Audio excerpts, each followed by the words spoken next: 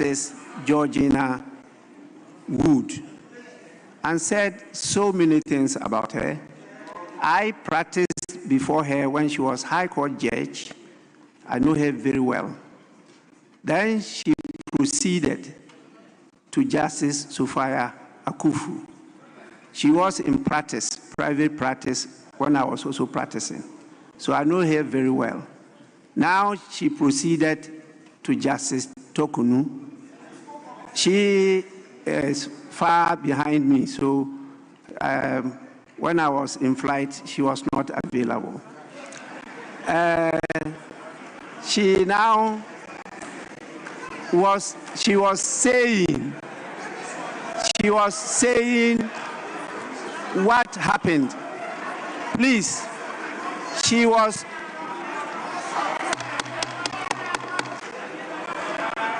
honorable members, please, I have to relate to this before I give my ruling.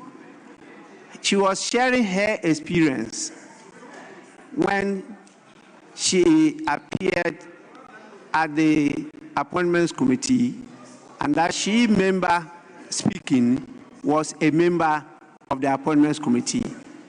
And she asked her a question about the five attributes of a Chief Justice. And now she's going through what took place. So I was keenly listening to her to see whether she will pass the acid test of our rules. That is why I'm following her keenly. If she doesn't, I'll call her to order. Please, I'm listening. I will not allow her to say anything that is unparliamentary about the former Chief Justice. Please. Yes. Honorable member, you are left with 1 minute, 30 seconds.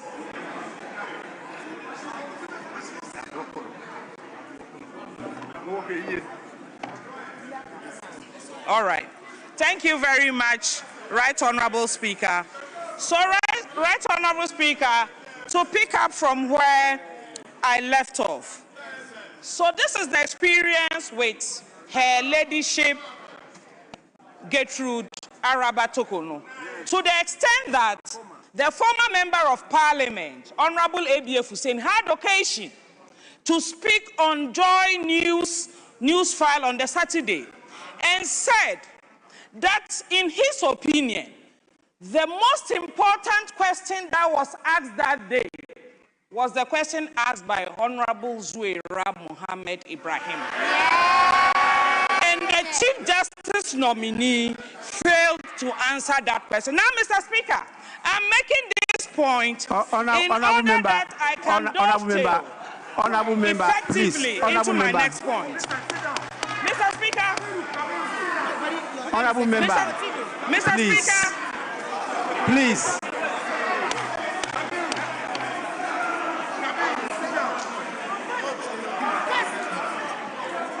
Honorable member, as you rightly stated,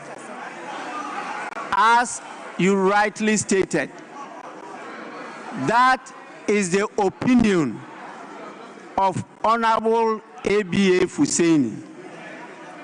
As to the marks you are giving to her answer, it is not for you to be satisfied with her answer.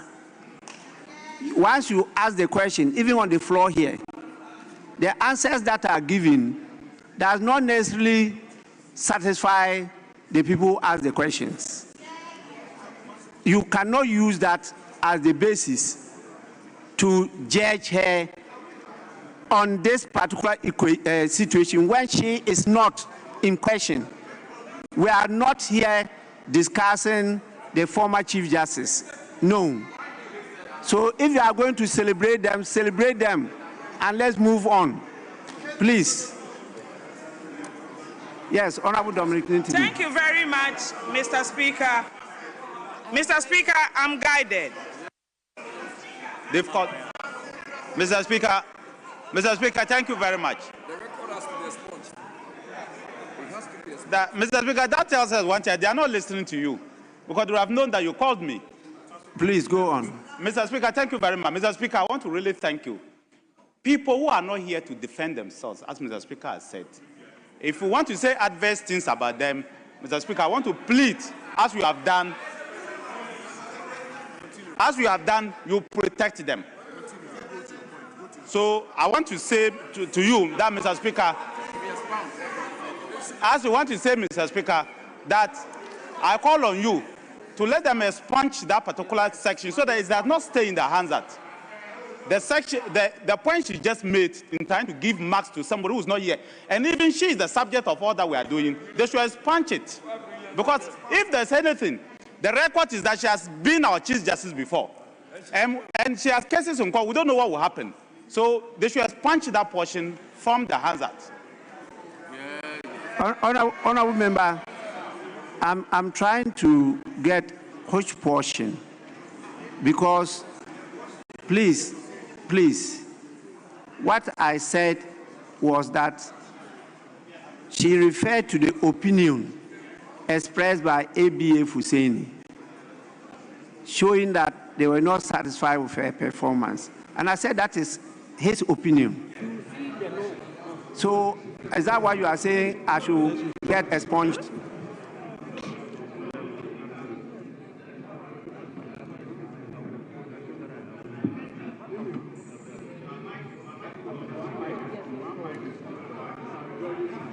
No, wait.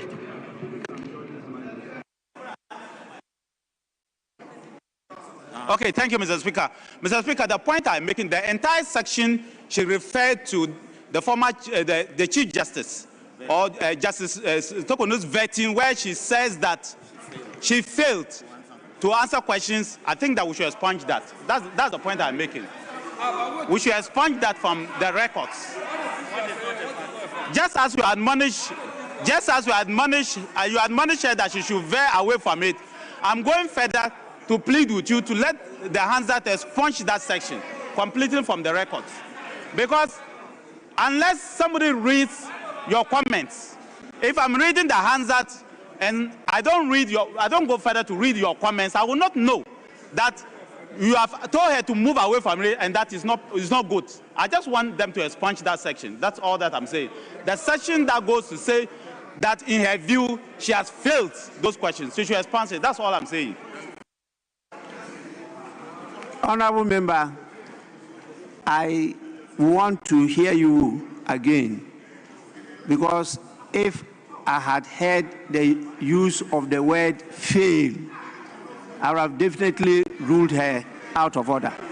What did you say? What did you say? Thank you very much, Right Honorable Speaker, for the opportunity to correct this. Mr. Speaker,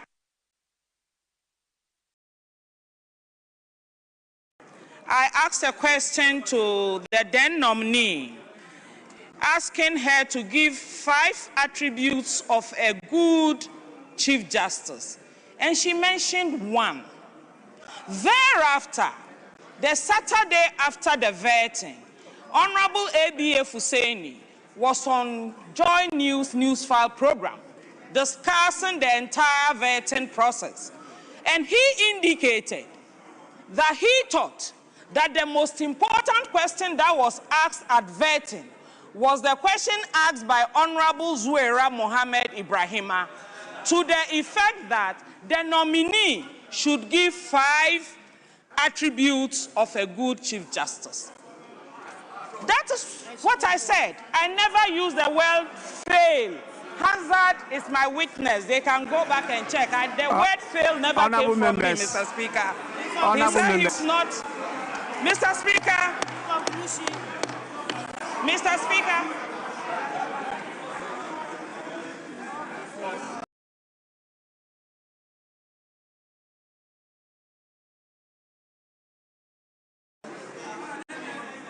I've listened to her, and so I'll proceed to direct that if she had earlier used the word fail, that portion be deleted from the official reports, particularly the word fail.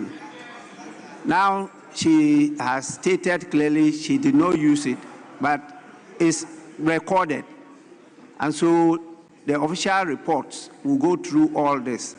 If they come across the use of the word fail and the words after it should be deleted from the official reports. Please, now you have 1 minute. Thank you very much, Mr. Speaker. Mr. Speaker, in conclusion, and tying it all into my previous statements, Justice Bafo-Boni made very strong statements at vetting. And one of the things he said that drives my enthusiasm today, and I quote, he said, "The Constitution of Ghana entrusts the Chief Justice with a dual responsibility to adjudicate cases with fairness and to safeguard the credibility and moral authority of justice itself." Mr. Speaker, it gives all of us comfort. Mr. Speaker, as I said, I watched Justice Bafo-Boni. He spoke from his heart. This is a man who was ready to leave a job at the prison service so he could marry his sweetheart. And he was adverting with Mrs. Bafo-Boni. Mr. Speaker, it tells you the character of the man.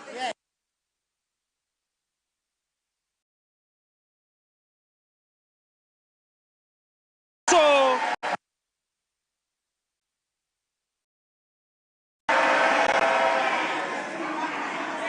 honorable members, may we now listen to Honorable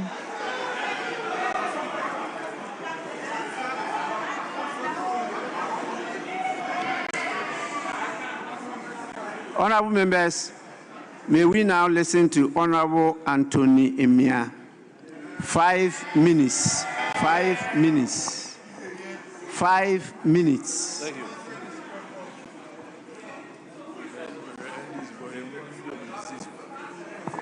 Thank you, Mr. Speaker.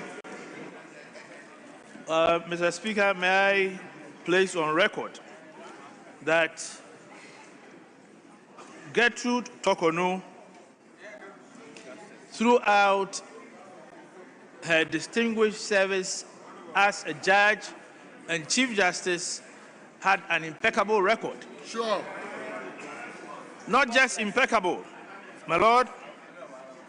Mr. Speaker, sorry. It was also spotless. Unfortunately, we did not give her the chance to exhaust her full term as Chief Justice of the Republic of Ghana. Mr. Speaker,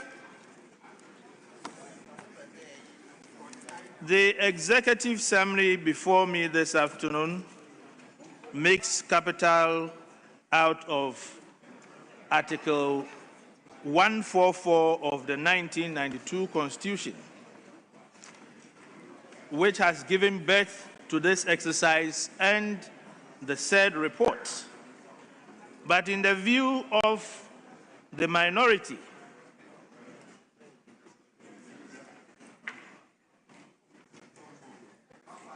the said article has been invoked prematurely.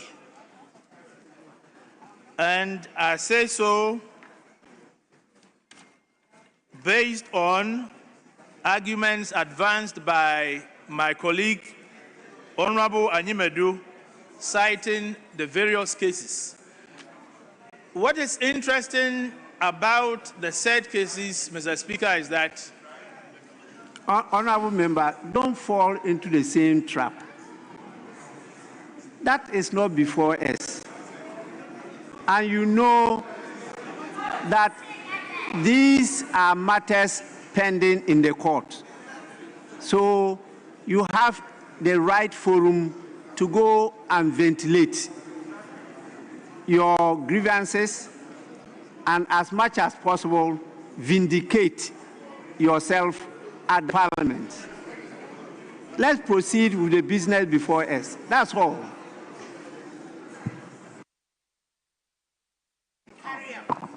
I am very grateful, Mr. Speaker.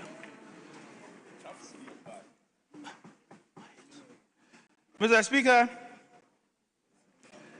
I will dwell on our own rules from our standing orders, particularly Orders 103F, 1231, 217, Rule 2, as well as 216, Rule 4, in further proceeding with my comment on the report. And with your kind permission, I would want to read the various orders. Mr. Speaker, Order 103F says, a motion shall not relate to a definite issue, and a motion shall relate to a definite issue and not F, be the subject matter of an action on which a judicial decision is pending in such a way as may, in the opinion of the Speaker, prejudice the interest of the parties to the action. When you move on to 1231,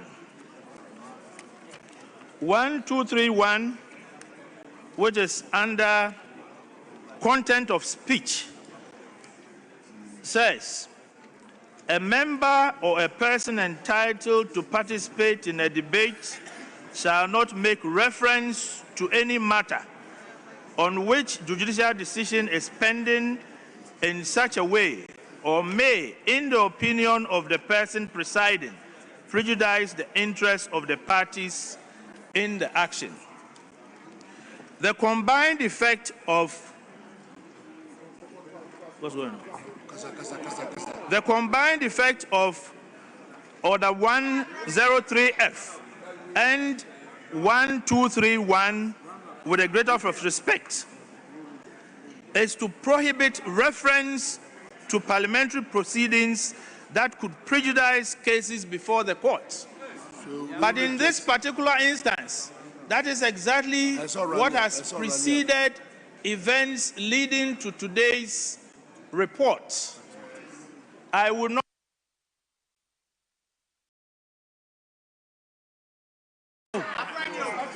dwell from what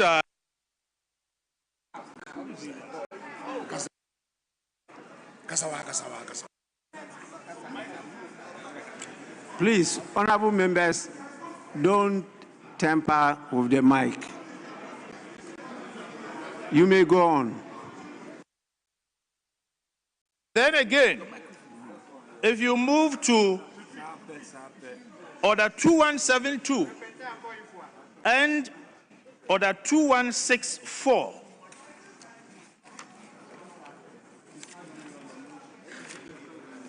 part of our own rules. And Mr. Speaker, again, I seek your permission to read Order 2172, which says the chairperson and ranking member and two other members of relevant subject matter standing or select committee shall join the members of the appointment committee to consider persons nominated by the President for appointment as Chief Justice and Justice of the Superior Court, Ministers of State, Deputy Ministers, Administrator of the District Assembly's Common Fund, the Special Prosecutor and other persons specified under the Constitution or any other enactment. The 2164 stipulates that the clerk is responsible for arranging questions admitted by the Speaker to conform with the rule to inform the ministers accordingly. From my understanding, the combined effect of 2164 and 2172 is that, one, there was no lawful vacancy that is flowing directly from 2172. Honorable member, you are out of order. Please, your time is up. And we proceed to the next person.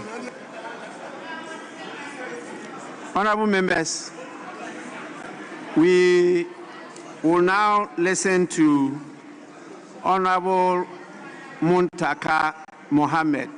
5 minutes. 5 minutes. Honorable members, the timing has been captured by the recordings. The instruments will give 5 minutes exactly. So when it gets to the 5 minutes, it will cut off automatically. That is what happened to the honorable member. And so I had to give him extra minutes. So please, Honorable Muntaka Mohammed, Minister for Interior, take note. Thank you, Mr. Speaker. Mr. Speaker, I want to thank you for the opportunity, but to remind the House that, Mr. Speaker, I'm not a backbencher, because I heard earlier Honorable Ayimbadu was given 10 minutes, and I thought, Mr. Speaker, I don't know how the leadership agreed, but the most important thing is that ministers are equated to rankings and chairs. So I don't know if that timing could be relooked at, but other than that, I can Honorable member, you are actually not a backbencher, but you have been favored to speak instead of a backbencher. That should have been given to a backbencher. So I thought that you should have shown some gratitude to your leaders. If you think that you are oversized, then we'll get proper size for you next time. Well, Mr. Speaker, I'll thank you and the leadership for the opportunity to speak in place of a backbencher. But, Mr. Speaker, my worry is about the conclusion of the report of the committee. Mr. Speaker, as you may know, the House is guided by rules. And all our rules, Mr. Speaker, because of timing, I want to state that if you take Order 217, it says that the committee's report will either be by consensus or by voting. Mr. Speaker, so far as all of us were concerned, there was no voting at the Appointments Committee. Because, Mr. Speaker, as you know, votings are done at the tail end of the matter, whether it's a motion, whether it's a question, whether it's whatever decision is taken at the tail end. And, Mr. Speaker, as we all also know, because of the timing, the rules of the House says that whatever rules that play to the chamber equally plays at the committee level. And, Speaker, like I'm debating now, I cannot speak now and tell you, Mr. Speaker, when it's time for voting, I'll be voting this way and therefore step out. No, it has to be, I have to be present and be voting, as in Article 104 of our Constitution and our Standing Orders 139. Mr. Speaker, I believe that the committee's conclusion should be that it is by consensus decision. It cannot be by majority decision. It was by consensus decision. But, Mr. Speaker, and the most important thing, as Mr. Speaker, you may know because of your deep knowledge of this House and its rules, if we are at a committee to vote, until somebody raises quorum, quorum is assumed. If it's time for us to vote, and there's nobody to raise issue of whether we have our full membership or what have you, it is assumed. Mr. Speaker, when people walk out, their names will still be recorded as present. When you are going to record those who were present, their names will be recorded. But they cannot say, we are voting, but we are walking out. No. The time that they were saying they were voting was not time for voting. So, Mr. Speaker, I want the House to consider this and amend the committee's report to indicate that the decision was by consensus, so that they do not take more of our time. Mr. Speaker, most importantly, on the nominee, for me, I'm wondering why our colleagues are even doing what they are doing. Because, Mr. Speaker, it is very clear by Article 146 of the Constitution, where the President is mandated, if there's petition, to remove a Chief Justice or otherwise, the proper procedure was followed to the end. And if you have a challenge to that, it is not on the floor of Parliament that you come and challenge that. Mr. Speaker, the nominee, if you look at his experience, you and I, Mr. Speaker, with all humility, were members of the Appointments Committee when we vetted him in 2008.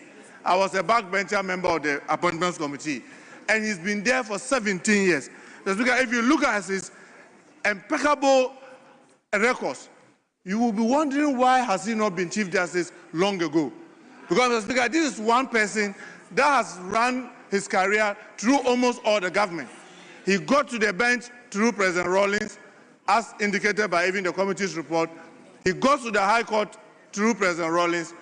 Then, through President Kufuor, he went to the Appeals Court and the Supreme Court. And he's one of the very experienced persons that we have. If you look at his experience, if you look at the things that he's been able to do, even academically, and you wonder why he was not even made a Chief Justice earlier. But like we said, everybody marks his time. This is his time. This is the time for Justice Paul Bafuboni.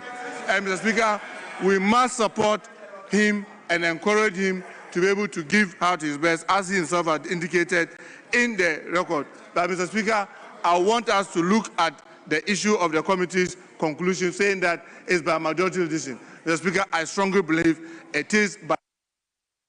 Thank you very much. Honourable Member, very difficult to accede to your request because you now have to define what voting means. What do you mean by voting? Do you have to use a thumbprint? Can you use your mouth to vote? There are so many ways that you can determine somebody has voted. The report is very clear. It says after the minority leader made his submission, which was preliminary, it stated clearly and is quoted, the minority caucus hereby vote en bloc to reject the nominee. That is at the public hearing. And so, clear indication as to voting. Then, getting to the end of the report, the chairman captured it again, where he says in conclusion, all the members of the New Patriotic Party minority were opposed to and voted against the nomination of the Chief Justice. That is what we have. And so I'm saying that then you have to define what we mean by vote. Has it got to be a physical indication either by thumb or pen, or could it be by word? And that one, we may have to look at it again. Then he concluded, the chairman, the committee therefore recommends to the House by majority decision. He didn't tell us how the majority came by the decision. And it could be just the discussion there that they agreed that we support the nomination. That will be a decision, and that will be a way of voting. And so once they took that decision and adopted the report, we cannot question that they haven't been voting at the committee level. That is the challenge I have. And so I'll have difficulty in directing that the report of the committee be amended to capture the views that you've expressed. May we now go on to the next person, and that is the Honorable Member for Tampuli Alasan. Tampuli Hassan. Your constituency is Gushegu. Gushegu. No. That is his name here. Yes, Speaker, please. I'm sorry, but Speaker, with respect, I submitted the names from the minority. And as far as I can recollect, the next to speak is the Honorable Sami Oku. Speaker, if you may indulge me. That is the list. No, that's the list. Well, that is what I have here. But when your leader was speaking, he mentioned Tampuli before. But what you actually submitted to me, the third name is Sami Awuku, which is 5 minutes. But in his submission, he mentioned Tampuli first. With respect, not to challenge the leader, but we will respectfully require of you that we go by the list. So we will. So Honorable Sami Awuku, yes, 5 minutes. Thank you. Right Honorable Speaker, let me thank you for the opportunity to comment on the Appointment Committee's report on the President's nominee for the office of Chief Justice. Are you contributing to it or you are commenting? I'm contributing to it, Right Honorable Speaker. Because the two are different. The two are different. If you are going to comment, I will take note of that. If you say you are going to contribute, then I take note. Right Honorable Speaker, I'm contributing. You may go on. Mr. Speaker, I listened to the First Deputy Speaker as he eloquently also touted the achievement of the President's nominee, including his diligence and competence. Mr. Speaker, this is a sharp departure from a previous position when Justice Bafuboni was nominated for the office of Supreme Court judge under President Kufuor. The NDC vehemently opposed it anyway. Mr. Speaker, our position and that of the minority is not premised on personal grounds, but clearly on a matter of principle. Mr. Speaker, pursuant to Article 1446 of the Constitution, it is clear that the judiciary currently is not leaderless. The acting Chief Justice enjoys the powers of exercising his discretion and also the administration of justice. Mr. Speaker, what may likely create some genuine crisis in the minds of people will be the invitation of Parliament in helping install a new Chief Justice and the court subsequently, if matters before it are resolved and goes the other way. So, Speaker, for the avoidance of doubt, Article 144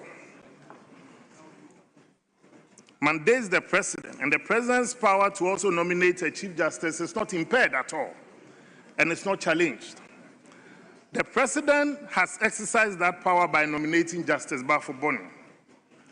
Parliament's approval function, like all other constitutional powers, must also be exercised consistently with other constitutional provisions, Right Honorable Speaker, including the separation of powers, judicial independence, the sub judice rule, and also respect for pending processes. Right Honorable Speaker, Justice Paul Bafuboni has less than 2 years to retire. And we respectfully hold the view that this process must also not be rushed. And with all the benefits available to him and the powers available to him as acting Chief Justice, we believe the balance of convenience arguments really can hold sway here. And what is this balance of convenient argument here? If Justice Paul Bafuboni is approved by Parliament today, Right Honorable Speaker, and the ECOWAS Court or Supreme Court decides otherwise, Mr. Speaker, the Constitution does not give direction on how to deal with such matters under such circumstances. Mr. Speaker. Please, honorable member, may you move from that and go to the next topic. You have other issues, go to that. Right Honorable Speaker, it is our considered position, and we hold a view, and in complete fidelity to the law, that we believe that these processes, we can hold on with it and exhaust the processes. And it's on this basis that we join the House and also call on the House as well to reject the nominee. Thank you. Honorable member, thank you so much. You are within your 5 minutes. It was just left with some seconds. Thank you so much for being timeous. We now go to the next person, and that is from the majority side, Honorable Dominic Ayine, the Attorney General and Minister for Justice. You, Honorable Minister, you have 10 minutes. 10 minutes. 10 minutes. Thank you. Thank you, Right Honorable Speaker, for the opportunity to contribute to the motion. Honorable members, he is not speaking as a backbencher. He is speaking as a middle bencher.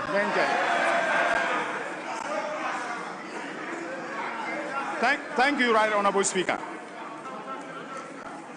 for the opportunity to contribute. Sorry. Yes, Honorable Habib.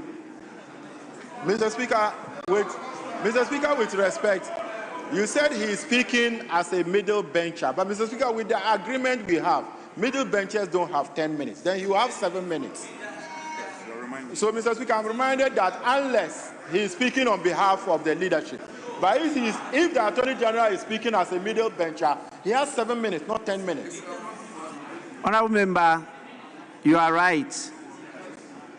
But what they submitted, I can see they cancelled the Honorable Eric Opoku 10 minutes, and they gave him 7, and rather gave Honorable Dominic Ayine 10 minutes. That's what I have here on the paper. So he is speaking for 10 minutes. Honorable Eric Opoku is giving 7 minutes. That's what they have done. Please.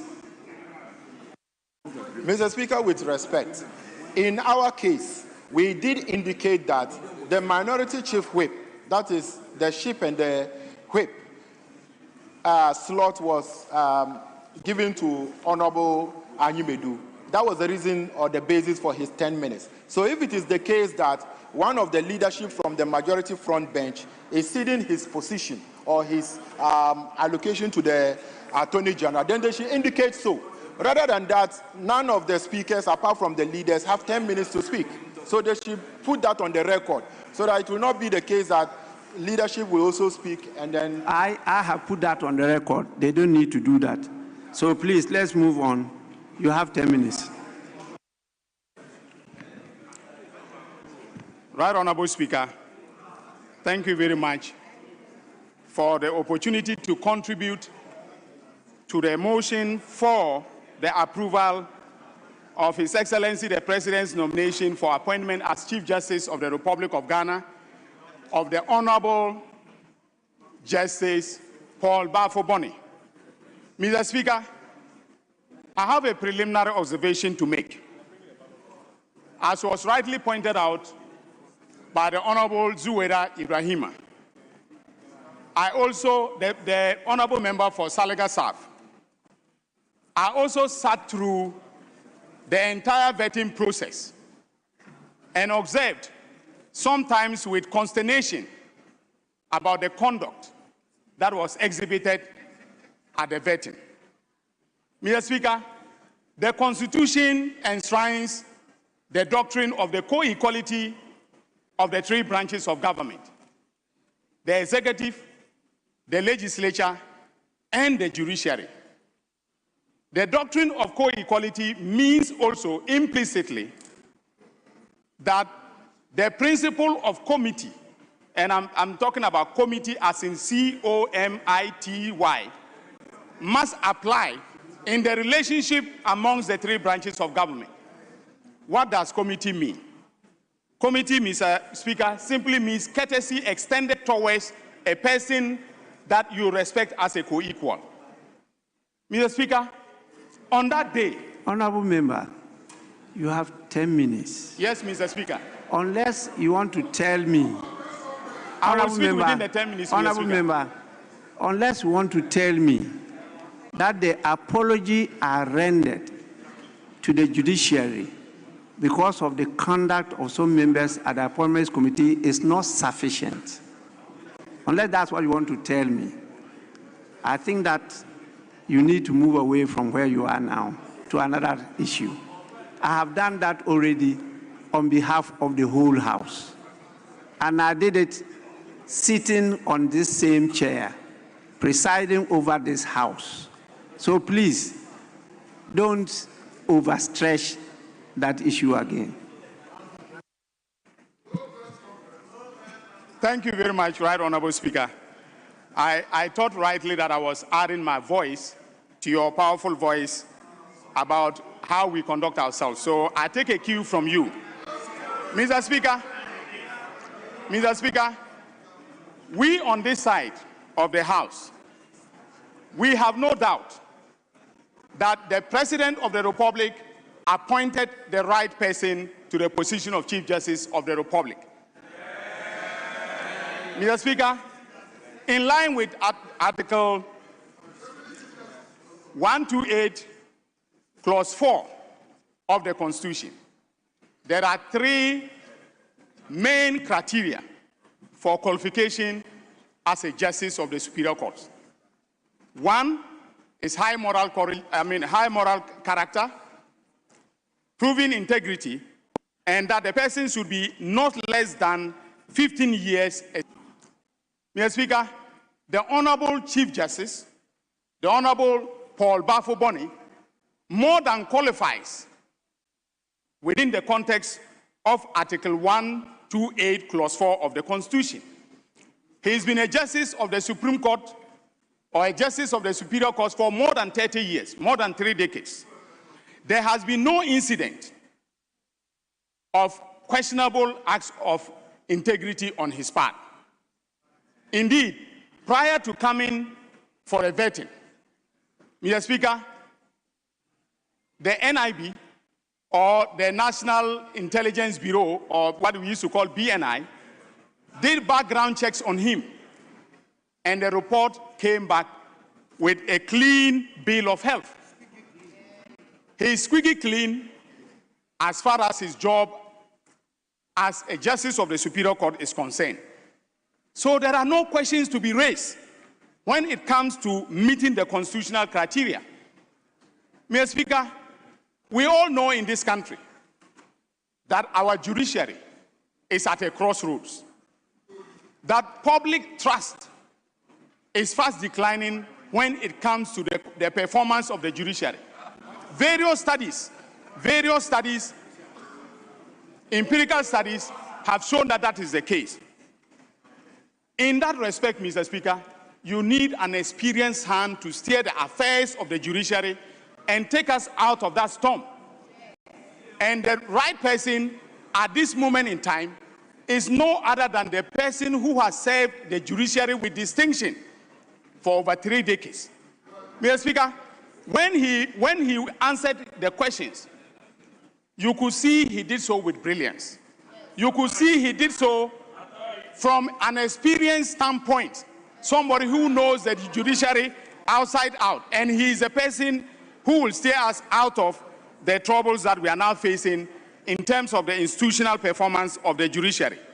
Mr. Speaker, what caught my eye as the Attorney General and Minister of Justice on that day was when he was asked a question regarding how he was going to transform the judiciary. Mr. Speaker, I am sure the minority will, do well to listen to what I'm going to say. Mr. Speaker, He gave us 3 cardinal pillars on which he is going to transform the judiciary. He said he is going to introduce rules relating to procedural clarity and flexibility. Second, he is going to introduce efficiency in justice delivery. And third, accountability at all levels of judicial decision-making. This is what we need at this point in time in our history. This is what we need for the judiciary to be independent and to perform and deliver justice to the people of this country. Mr. Speaker, on the issue of pending suits, I am, or let me say my office is, a nominal defendant in all the suits. And I know better, looking at the Constitution and our standing orders, than to comment on pending suits before the courts of justice, whether it is the ECOWAS court or it is our own judiciary. But, Mr. Speaker, I want to assure this House and all Ghanaians, our citizens who are listening to us, that nothing untoward, no untoward conduct